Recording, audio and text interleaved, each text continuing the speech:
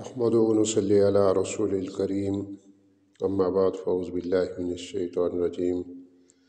بسم اللہ الرحمن الرحیم وعن ابی ہریرہ قال قال رسول اللہ صلی اللہ علیہ وسلم۔ حضرت ابو ہریرہ رضی اللہ تعالیٰ عنہ روایت کرتے ہیں کہ رسول اللہ صلی اللہ علیہ وسلم نے فرمایا، قال رجل لم يعمل خيرا قط لأهله، ایک آدمی جس نے کبھی کوئی نیکی کا کام نہیں کیا تھا اپنے اہل و عیال سے کہا، وفی روایت اسرف رجل علی نفسه، ایک دوسری روایت میں آتا ہے کہ ایک آدمی جس نے بہت زیادہ گناہ کیے تھے، جب اس کی موت کا وقت آیا، فلما حضرہ الموت، جب اس کی موت کا وقت آیا، قریب آیا، اوصى بنیہ، اپنے بیٹوں سے کہا، اذا مات فخرجوہ، جب وہ مر جائے، اس کی موت واقع ہو جائے، فخرجوہ، اس کو جلا دیا جائے، ثم اذروا نصفہ فی البر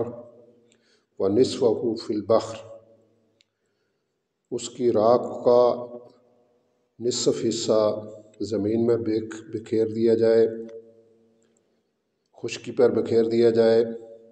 اور نصف حصہ سمندر میں پھینک دیا جائے۔ فواللہ لئن قدر اللہ علیہ لَيُعَذِّبَنَّهُ عَذَابًا لَا يُعَذِّبُهُ أَحَدًا مِنَ الْعَالَمِينَ، خدا کی قسم اللہ اس چیز پر قادر ہے، اس بات پر قادر ہے، اللہ یہ قدرت رکھتا ہے کہ وہ مجھے ایسا عذاب دے کہ جو جہاں میں کسی کو نہیں دیا ہوگا۔ فلما مات فعلوا ما امرهم، جب اس کی موت واقع ہوئی تو اس کی وصیت کے مطابق عمل کیا گیا۔ فامر اللہ البحر فجمع ما فیہ، اللہ نے سمندر کو حکم دیا کہ جو راکھ کا جو حصہ اس کے اندر تھا وہ اس نے جمع کر دیا۔ وَأَمَرَ الْبَرَّ فَجَمَعَ مَا فِيهِ ثُمَّ قَالَ لَهُ، اور زمین کو حکم دیا کہ اس میں جو حصہ ہے وہ اس کو جمع کرے۔ قَالَ لَهُ، پھر اس میں روح ڈال کے پوچھا گیا، لِمَا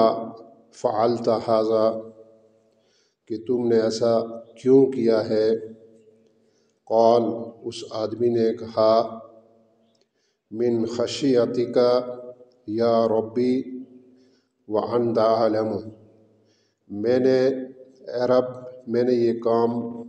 تمہارے خوف سے، ڈر سے کیا ہے، وانت اعلم، جبکہ تو جانتا ہے۔ فغفر لہ، اس کو اللہ تعالیٰ نے بخش دیا۔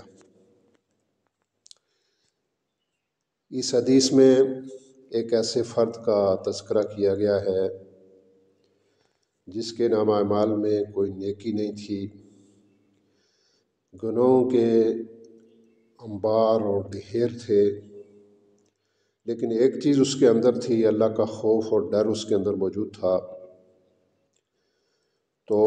اس نے اپنے اہل و عیال کو جمع کر کے، اپنے بیٹوں کو جمع کر کے ان سے کہا کہ جب میری موت واقع ہو تو مجھے جلا دینا، اور جلا کر راکھ کا ایک حصہ سمندر میں بہا دینا، اور اس کا ایک حصہ خشکی میں زمین میں بکھیر دینا، اور میں نے اتنے گناہ کیے ہیں کہ اگر اللہ تعالیٰ مجھے عذاب دے گا تو اتنا عذاب دے گا کہ جہاں میں کسی کو اس نے نہیں دیا ہوگا۔ اس خوف سے اس نے یہ کام کیا تھا، اور جب اس کی موت واقع ہوتی ہے تو اس کی اولاد، اس کے اہل و عیال یہی کام کرتے ہیں، اس کی ڈیڈ باڈی کو، اس کی لاش کو جلا دیتے ہیں اور اس کی راکھ کو سمندر میں اور خشکی میں بکھیر دیتے ہیں۔ تو اللہ تعالیٰ جو ہمیں زندہ کرنے پر قادر ہے، پیدا کرنے پر قادر ہے، زندہ رکھنے پر قادر ہے، موت دینے پر قادر ہے، تو وہ دوبارہ زندہ کرنے پر بھی قادر ہے۔ تو اللہ تعالیٰ نے زمین کو حکم دیا کہ جو راکھ اس کے اندر ہے وہ اس کو جمع کرے، اور سمندر کو حکم دیا کہ جو راکھ اس کے اندر ہے اس کو جمع کرے۔ پھر اس کو جمع کر کے پھر اس کو اکٹھا کر کے جو ہے وہ اس سے پوچھا گیا کہ تو نے ایسا کام کیوں کیا؟ تو اس کا جواب کیا تھا؟ اس کا جواب یہ تھا